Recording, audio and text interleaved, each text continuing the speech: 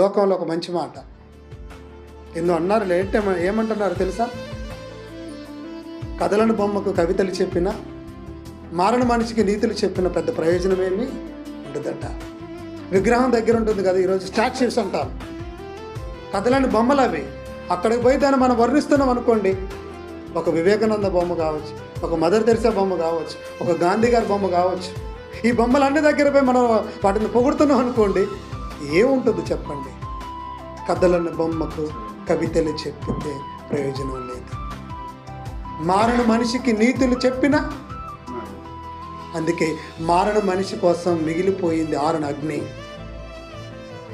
మారణ మనిషికి ఆరణ అగ్ని. అదే దేవుడు చెప్తున్నాడు, మీరు అసహించుకోండి చెడుతనమును. నేను గినక మిమ్మల్ని అసహించుకున్నానా, మీరందరూ ఎక్కడ పోతారు?